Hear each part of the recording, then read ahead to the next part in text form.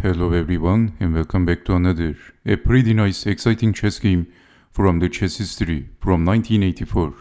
And in this chess game we have John Nunn with the white pieces.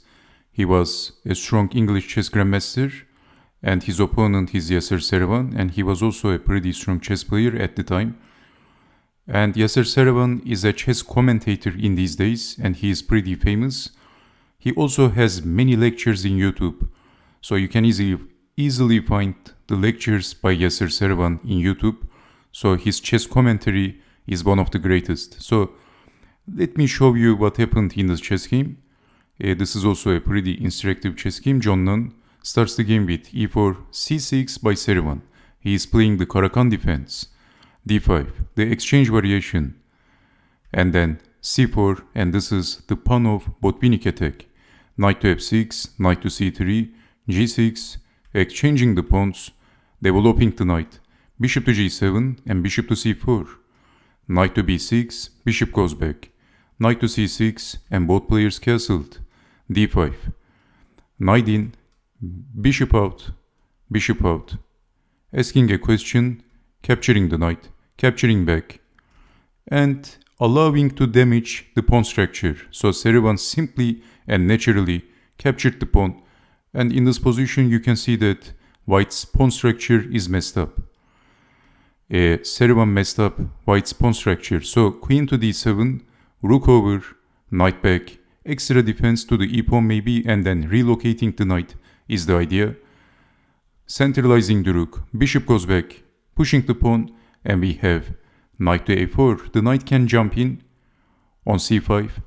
So queen to f5, rook from a to c1, pushing the pawn, asking a question, and in this position Nunn is pushing the pawn g4. Queen goes back, and then rook to c6, attacking the queen. And in this position we have e6, but blocking with the knight according to the engine was the better move. Why this move has a downside?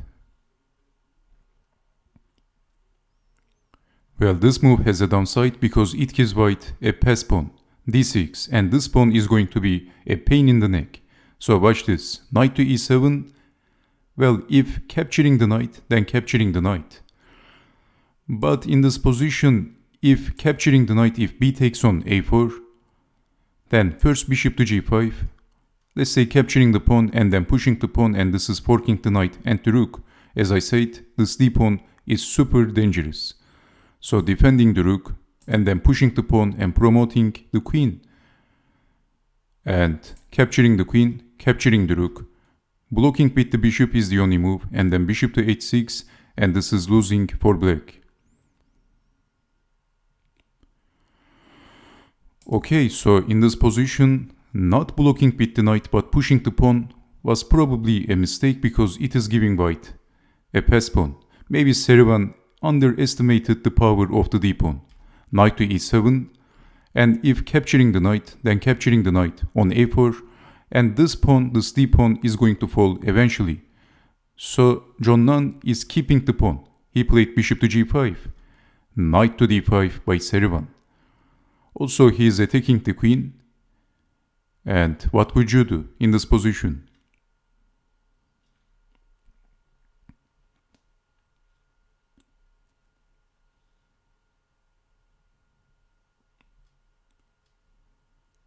Well, in this position Nunn captured the knight. Rook takes on d5.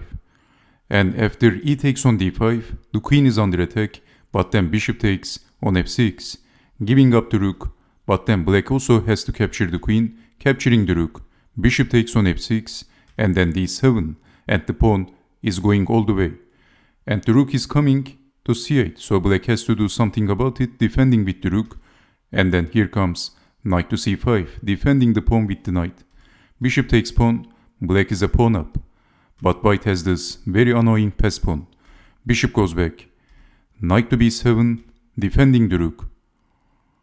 Well, of course, in this position, if capturing the rook, capturing back and promoting the queen, so we have rook to f8, pushing the b-pawn, and improving the position, and finally capturing the rook, bank, king takes rook, and promoting the queen. Bishop takes on d8, Knight takes on d8, king to e7, checking the king. Well, white is a piece up, so finally Seirawan resigned. Also, this a pawn is going to fall.